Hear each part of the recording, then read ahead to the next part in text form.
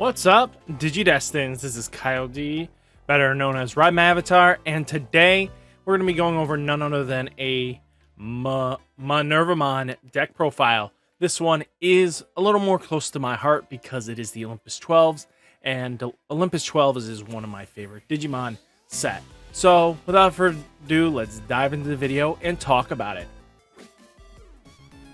So guys, let's dive into this deck profile. First off, we are going to be running the Digitama. Hopefully you enjoy these art sleeves.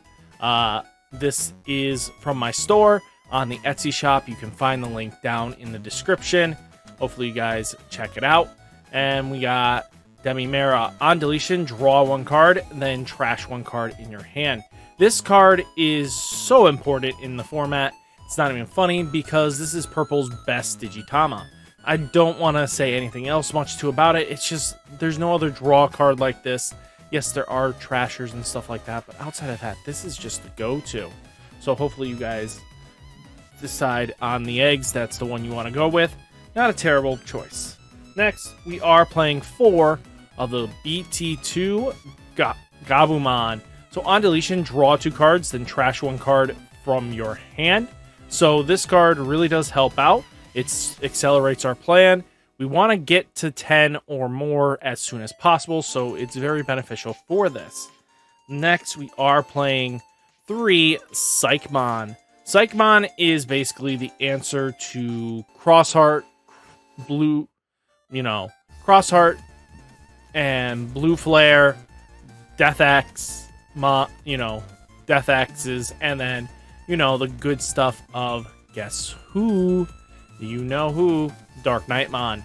They're all basically any deck that kind of just wants to, can't play their Digimon for a reduced cost. Really helps out, especially since there will be 3 now in the format. It really does help out, and even against D-Reaper if it still tries to show its ugly head. We also are playing 2 Gazemon. Gazemon is all turns your opponent can't gain memory except with Tamer effects.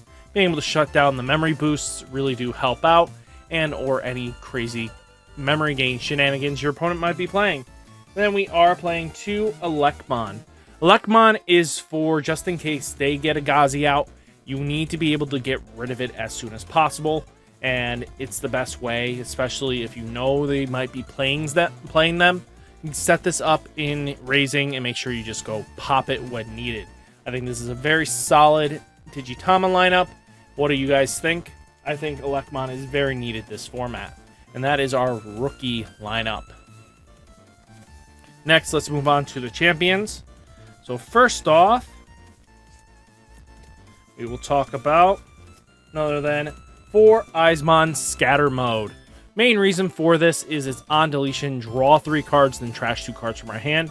It really does help speed up the deck, start filling the graveyard as soon as possible, and cycling in. We need as much draw power because we are a combo deck, and the more quickly we get to our pieces, the better off we are.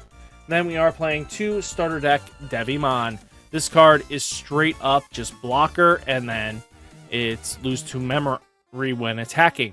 The reason for this card is for the Minervamon's effect of being able to play something if they play something, and that just keeps us pretty much a constant blocker that they have to get rid of every single time, and especially before you swing in. So that just really helps out. Next, we are playing 1 Eismon just in case, because if this card is in trashed while you have a scatter mode, it's a free level 4 that comes out, and then for each Eismon Scatter Mode in your trash Digimon gets plus 2000 DP. Not a bad deal. It gets beefy, and it's pretty easy to get it a little bit, but it's not really going to be on the board long. Usually you Digivolve into Ginkakumon Promote, so being able to Digivolve on top of this, and it'll have Rush for the turn. We don't care about the on-play effects at all, but it's that Digivolve for 1 on top of a level 4 to be able to swing in. That really does help out, especially if you just played it. So, not a bad trade-off, very powerful, and that is our champion lineup. Next, let's talk about our ultimates. We do play 4 Cerberusmon. So Cerberusmon is on deletion, draw 2, then trash 1 card in your hand. So very important combo piece, as always. Next, we are playing Cerberus Werewolf mode. So this has Rush, and then on play, you may delete one of your Cerberusmon to gain 9 memory. So that's just how that's going to go. We're going to pop this, gain some draws, and get a free value out of that. Not a bad deal, don't you think? And then we do play one Lucemon Chaos mode.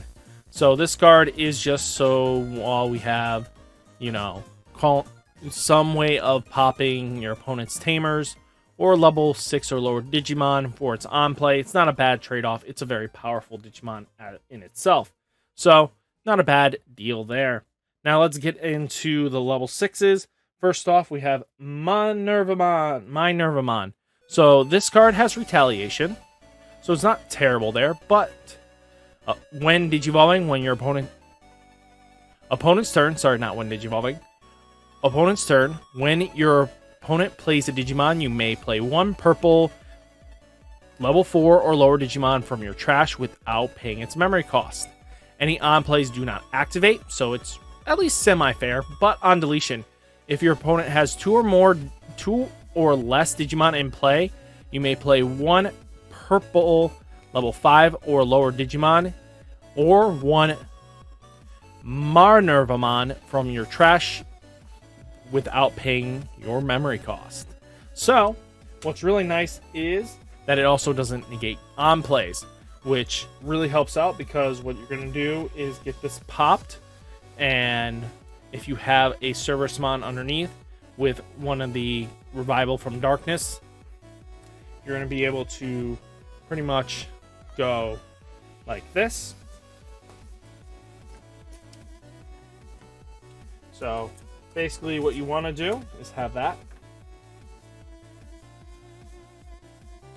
and activate Revival from Darkness. What you'll do is pop the Minervamon, so it'll send it to trash.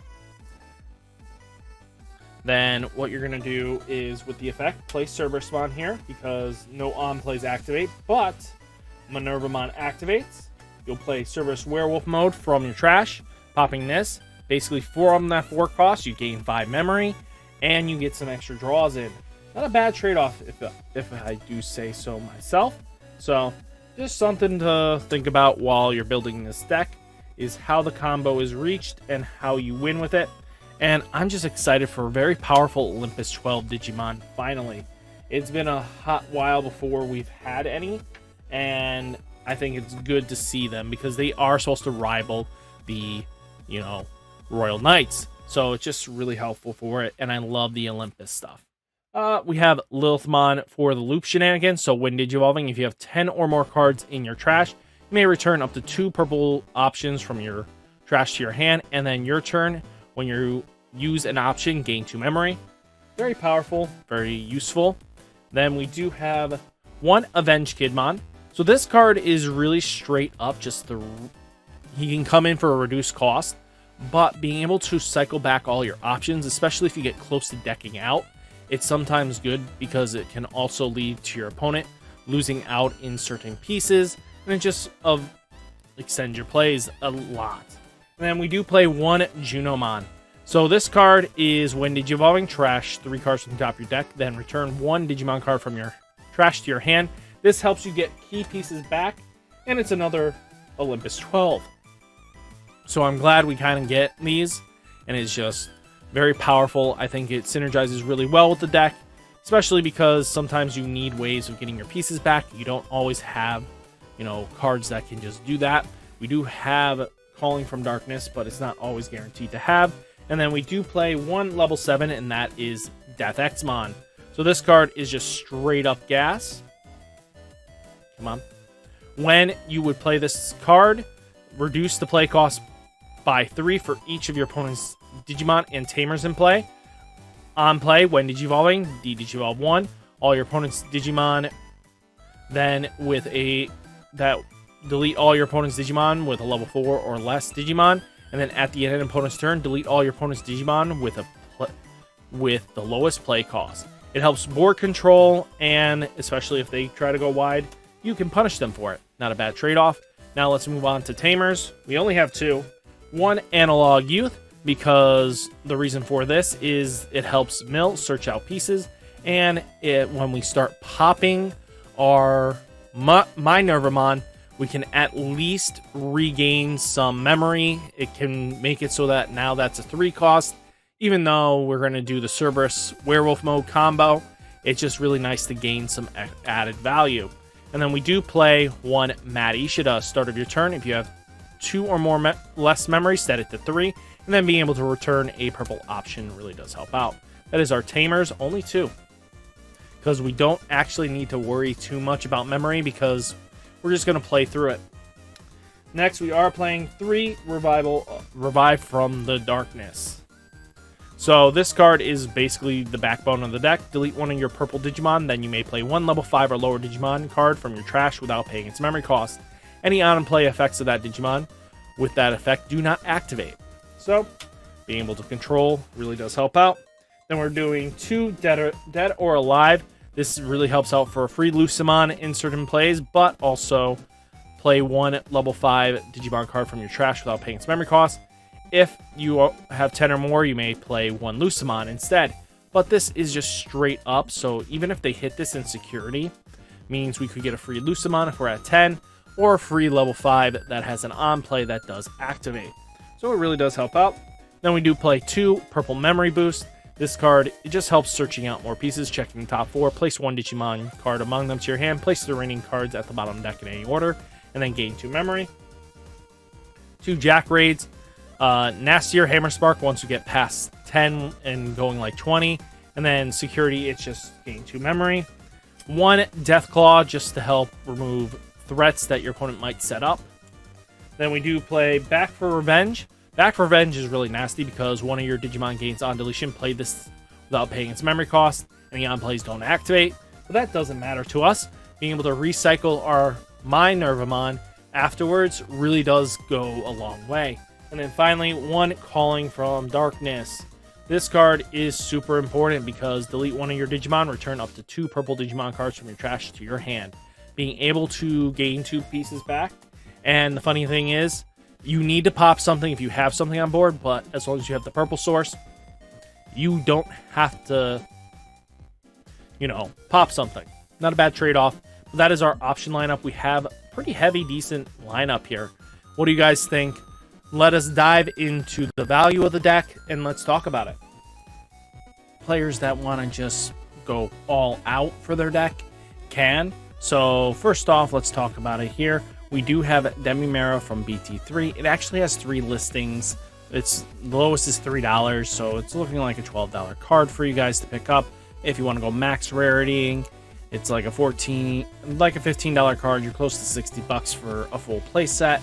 And then you have Gabumon from Bt-2, about a 75-cent card. This card does add up to being, let me give a quick thing I messed up. Let's do that real quick in math. 37 times 4 is 15. Let's fix that up. There we go. About a $15 card on the max rarity side, but $3 if you get your playset. Psychmon is at, for 3 copies, about 4 cents. 12 cents is not terrible. Gazemon's about $2.24, about $4.48 on both. That is their highest rarity. Electmon from Bt-6, 2 copies, about 5 cents each.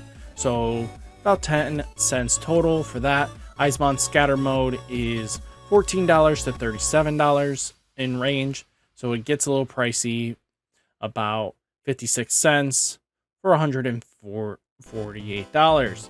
Then you do have Icemon regular one for 5 cents, so 5 cents. Then you have Devimon for $3, $16.30, and $344.99 for 6. For the total price on low rarity is about 6, but you're going to be adding it about to be like a $700 card if you wanted the stamped championship one. And to be honest with you, if you just wanted to be just a regular finalist alt copy, it's going to cost you like not that much. It's going to be like what, $33 a pop. So that'll be more realistic. I don't recommend going that high out. As long as you get the finalists, you won't be terribly broke. Ginkakumon